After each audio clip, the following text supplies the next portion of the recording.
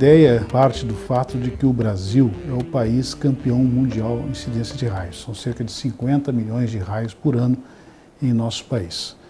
E, obviamente, esses raios todos causam prejuízos e mortes ao país.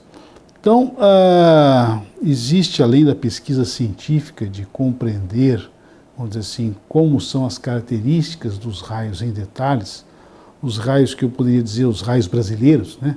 Porque, obviamente, a nossa situação meteorológica é muito diferente de países do hemisfério norte, assim por diante. Além dessa motivação científica, existe a preocupação, vamos dizer assim, social, né? De tentar contribuir para minimizar, ao menos, os prejuízos e as mortes. E, nesse sentido, a gente precisa conhecer a variabilidade dos raios, quer dizer, como que os raios se comportavam no passado, como se comportam no presente, e, a partir daí, poder entender um pouquinho ou estimar como eles vão ser no futuro. E essa é a ideia do projeto temático da FAPESP, estudar a variabilidade na ocorrência de raios no Brasil.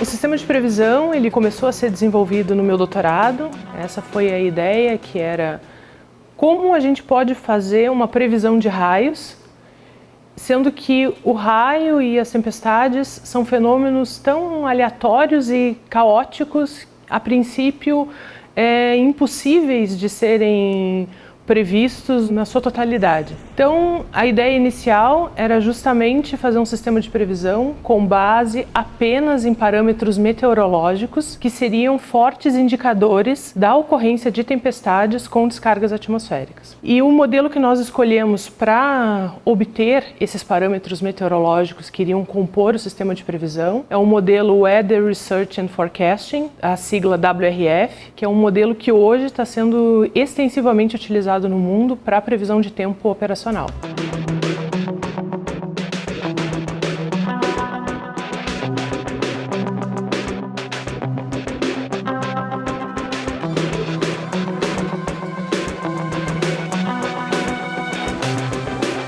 Previsão é sempre uma coisa sujeita a erro, faz parte do processo de previsão, ninguém acerta 100%. Mas a gente tem que acertar um nível mínimo, porque senão a previsão cai em descrédito da população e aí ninguém mais usa. Então, no verão passado, no início de 2015, nós, ao longo do verão, fomos comparando o que a gente previa com o que acontecia no dia seguinte. A gente fazia a previsão, no dia seguinte a gente media os raios, e aí, acertamos ou erramos? E aí nós fomos comparando, né?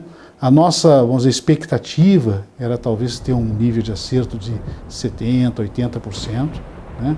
E nos surpreendeu até que o nível de acerto, a maioria das vezes, ultrapassa esse limiar, está na faixa de 80%, 85%, que é o nível de acerto da previsão no tempo.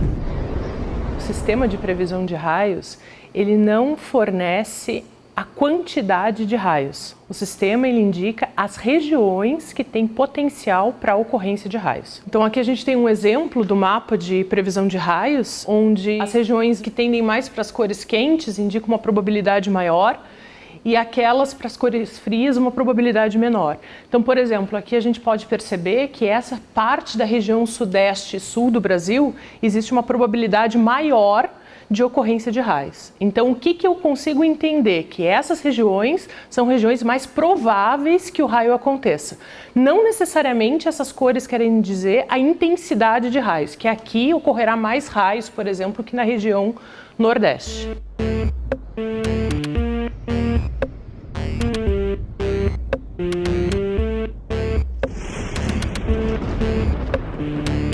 Nós vamos ter que levar essa informação para todo brasileiro, fazer com que ele se conscientize a respeito desses riscos dos raios, para que a gente possa, num horizonte talvez de 5 a 10 anos, reduzir esse número de 100, 110, 120 mortes por ano para talvez 20 mortes por ano. Vamos salvar 100 vidas por ano. Isso se nós pensarmos nas mortes. Mas nós temos no Brasil talvez 500 pessoas que são atingidas, que sobrevivem, mas que passam a viver com problemas. E talvez nós podemos também reduzir esse número de 500 para 100. Ou seja, levar os nossos números aos números de um país do primeiro mundo.